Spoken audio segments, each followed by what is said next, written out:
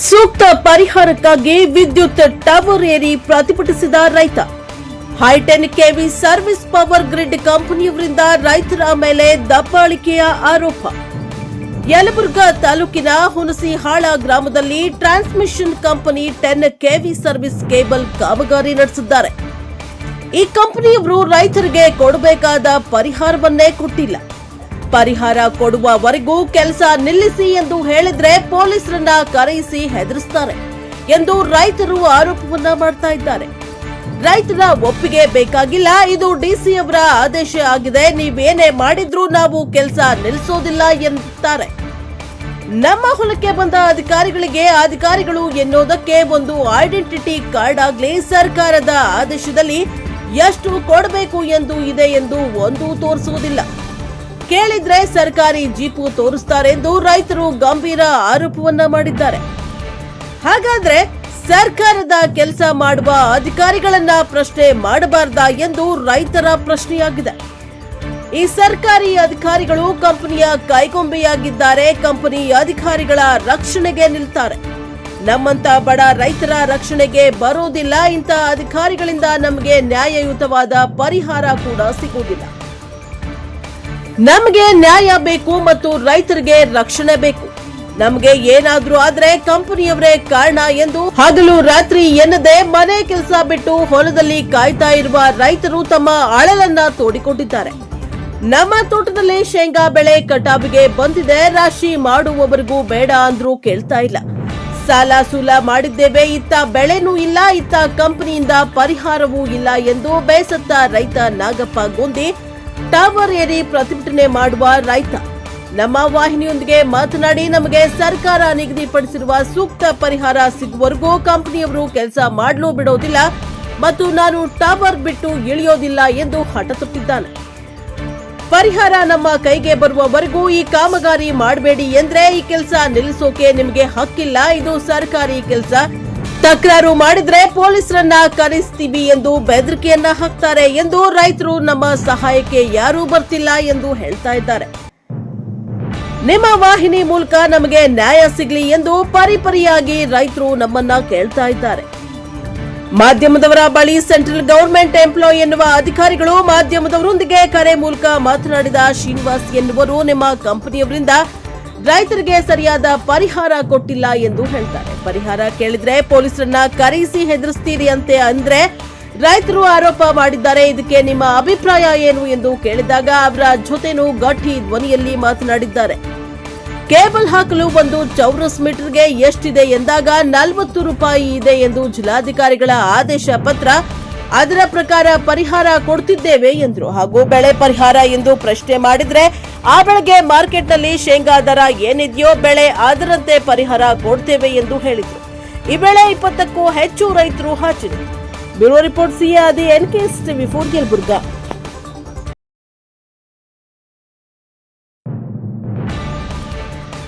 ನಮಸ್ಕಾರ ವೀಕ್ಷಕರೇ, ಇಲ್ಲಿ ಏನ್ ನಡೀತಾ ಇದೆ ಅಂದ್ರೆ ಪವರ್ ಗ್ರೇಟ್ ಅಂತೇಳಿ ಒಂದು ಕಂಪ್ನಿ ಬಂದಿದೆ. ಪವರ್ ಗ್ರೇಟ್ ಒಂದು ಕಂಪ್ನಿ ಏನಾಗಿದೆ ಅಂದ್ರೆ ಸುಮಾರು ರೈತರಿಗೆ ಹಣದ ಆಮಿಷ ನೀಡಿ ನಾನು ಇಷ್ಟು ಕೊಡ್ತೀನಿ ಅಷ್ಟು ಕೊಡ್ತೀನಿ ಅಂತ ಒಂದೊಂದು ಕಂಪಕ್ಕೆ ಇಷ್ಟು, ಲೈನ್ ಎಳೆಯೋದಕ್ಕೆ ಇಷ್ಟು, ಬೆಳೆ ಹಾನಿಗೆ ಇಷ್ಟು ಅಂತೇಳಿ ಪರಿಹಾರ ಕೊಡ್ತೀನಿ ಅಂತ ಹೇಳ್ಬಿಟ್ಟು ರೈತರಿಗೆ ಬೆದರಿಕೆ ಹಾಕೊಂಡು ಪೊಲೀಸ್ ಡಿಪಾರ್ಟ್ಮೆಂಟ್ ಅವ್ರು ಕರ್ಕೊಂಡ್ಬಂದು ಮುಂದಿರಿಸಿಕೊಂಡು ಇವರಿಗೆಲ್ಲ ನೊಂದಂತ ರೈತರಿದ್ದಾರೆ. ಆ ನೊಂದಂತ ರೈತರ ಹತ್ರ ಏನಾಗಿದೆ, ಅವ್ರಿಗೆ ಪರಿಹಾರ ಬಂದಿದೆಯಾ ಬಂದಿಲ್ವಾ ಅಂತ ನೀವೇ ಕಣ್ಣಾರ ನೋಡೋಣ. ಅವ್ರ ಬಾಯಲ್ಲಿ ಏನ್ ಬರ್ತು ಅಂತ ಕೇಳೋಣ ಬನ್ನಿ. ಈಗ ರೈತರು ಕಂಬ ಏರ್ಕೊಂಡು ಕುಂತಾರೆ, ಎದ್ರ ಸುಳ್ಳು ಕುಂತಾರ್ರಿ ಅವ್ರು. ಪರಿಹಾರ ಕೊಡ್ಲಾರ ಸರ್. ಎದ್ರ ಪರಿಹಾರ? ಕಂಬ ವೈರಿಂಗ್ ಸರ ಸಂಬಂಧ ಹತ್ತೇನ್ ಸರ್. ಎದ್ರ ಪರಿಹಾರ ಕೊಡ್ಬೇಕು ನೀವು? ಈ ಕಂಬದ ಸರ ವೈರಿಂಗ್ ಹೇಳ್ತಾರ ಸರ, ಅದ್ರದ್ದು ಬೆಳೆ ನಿಂದು ಗಿಡ ಮರಗಳ ಕಡೆ ಹೈ ಟೆನ್ಷನ್ ವೈರ್ ಎಳ್ಯಾಕತ್ತಾರ, ಅದಕ್ಕೆ ಪರಿಹಾರ ಎಷ್ಟಂತ ಹೇಳ್ಯಾರ್ರಿ? ಅವ್ರಾಗ ಕೊಡ್ತು ಅಂತಾರ ಸರ್. ಆಟ ಗೀಟ ಏನು ಹೇಳಿಲ್ಲ ಸರ್. ಅದೊಂದು ಅಗ್ರಿಮೆಂಟ್ ಇರ್ತಲ್ಲ ಓಪನ್.